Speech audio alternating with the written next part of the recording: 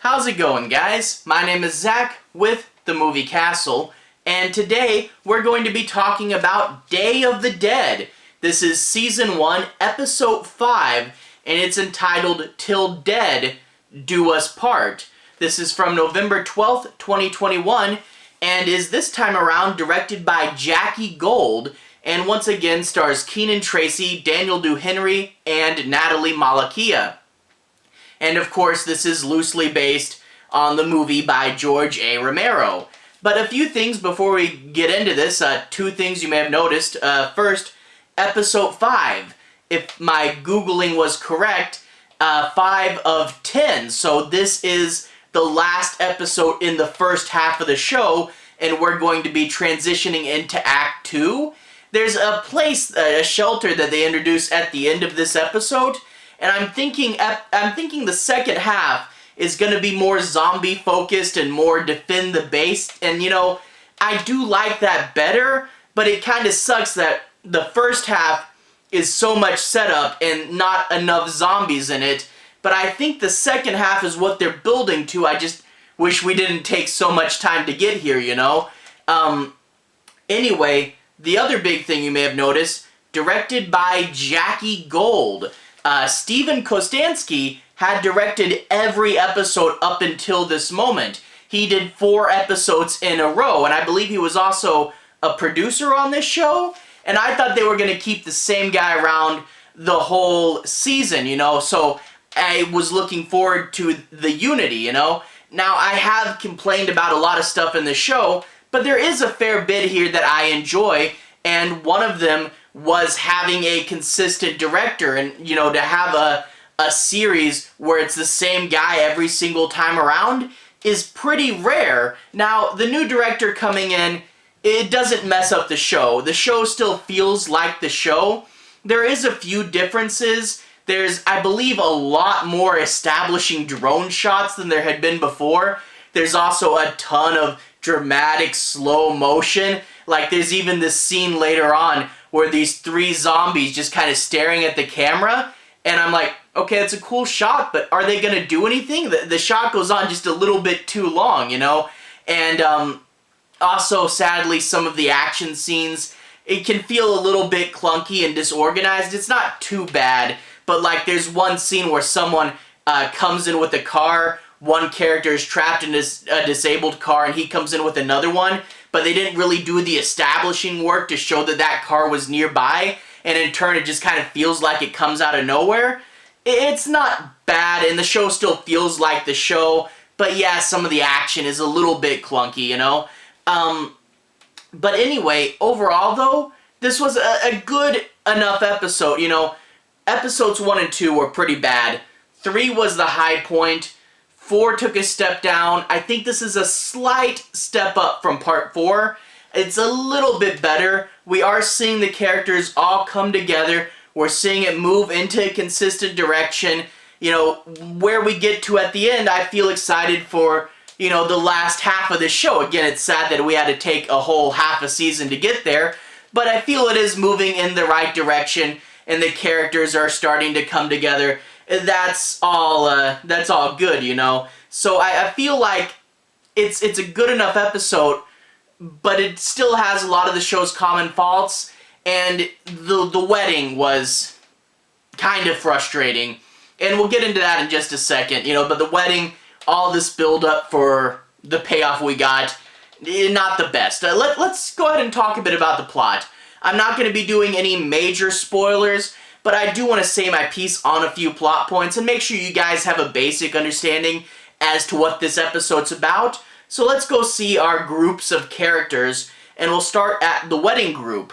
We open up with the wedding. They're still fighting. No one believes him about the zombies, and the prenup comes up. The dad accidentally spills it, and the mom's like, the wife rather, is like, what do you mean you were going to have him sign a prenup? You're so bad, Dad. And of course, this is all quickly swept away when the zombies eventually pop out. We see a guest walking along the patio outside, and she accidentally gets her heel stuck in between the floorboards, and while she's pulling it out, a zombie comes out from underneath the deck.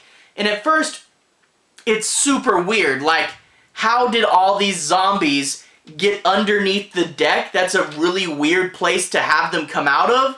It's later revealed that the golf course was built on an ancient Native American burial ground, which is a weird trope to pull out of nowhere, but okay, at least there's an explanation. However, I think that those bodies, you know, this was before the days of formaldehyde, they wouldn't be preserved enough. They would essentially be, you know, bones at that point, but whatever, maybe the zombies helps them grow back a little bit of muscle. I don't know. But they should be bones if they're that old. But anyway, the zombies are attacking everybody, and there's not near enough payoff. You know, the guy had been arguing with everybody with his insane story, and it turns out he's right. There should be a big I told you so moment. There should be, you know, payoff for this. But sadly there's not, and one of the other characters even goes, "Hey, why didn't you tell us?" And it's just kind of frustrating because you did so much of the setup. A guy's right, we know he's right. You expect the payoff where he can go, "I told you so." But this guy still gets squished anyway, which is great. But the wedding has major problems. The zombies are running around killing everybody, and the biggest problem with this is they set it outside. If it was inside, they would have to get out of the building. But having it outside, they could just run away into the field. It's super easy to get away being outside in an open field, and nobody does. And that's really a big thing with this wedding, is they want to show the main characters saving people, but it turns into people just standing there going, "Ah!" and then a main character just touching them and going, "Get out of here!" and then they run. It's just so frustrating to see these people be so incompetent that they can't run away from a zombie in an open field. There's also very frustrating moments with the bride's mom, very frustrating moments with this her best friend being very pathetic in the end, it turns out. But there's also the canopy sequence, where guests are under a canopy and it goes down and you see blood shooting off inside of it. Maybe this was intended to be a gag, and it is kind of a funny gag, but it really just reads as, "We ran out of money and this is a much cheaper way to film it." And maybe that's what happened, I don't know. But again, another case of, it's a 10 by 20 canopy. Get out of there. 10 feet to 20 feet. You're not gonna be too terribly stuck under this thing, but a main character has to come and pull you out from under it, or you're just stuck there. So yeah, this whole sequence, you know, dramatic slow-mos, and just dumb people. It was a lot of payoff, like I said. There's so much talk about this wedding. I wanted it to be a really cool sequence, and it turned into a kind of frustrating one. I mean, there are zombies, there was some gore, there was some fun moments, but just the sheer idiocy of all these people, it did kind of get to me. Let's go ahead and jump to somebody else. Let's talk about the laboratory. The laboratory, it ended at a standoff, and this time around things finally start to open fire. The girl gets away, but the sheriff, wearing the bub outfit, does get shot, and he wakes up in a cage. The doctor is there doing experiments, and in the cage with him is a zombie. And the zombie, of course, has great timing. He stays there perfectly quiet and out of frame, but waits until there's a menacing line and then pops up. A little too on the nose. But the zombie's got a chain on its arm so it can't quite reach him. So technically safe, but he's locked in a cage with a zombie. Interesting enough concept, I guess. Rhodes gets back from looking for the girl, couldn't find her, and the scientist says, "Bring me something dead, I want to experiment on it." And Rhodes says, "Whatever, Frankenstein." So we finally get that nickname drop, Frankenstein. I had realized that she was the closest equivalent character, but I didn't know if they were going to bring out the nickname, and I am really glad that they did. Now, that being said, there's a few things. First of all, Rhodes being obedient and working for Frankenstein. I mean, I can see some tension within these two, but it's just such a weird idea for Frankenstein to have that much power over Rhodes and for Rhodes to be compliant. That's a weird change in their relationship. Also, she doesn't get to do as many cool experiments. She gets to bring a rat back to life.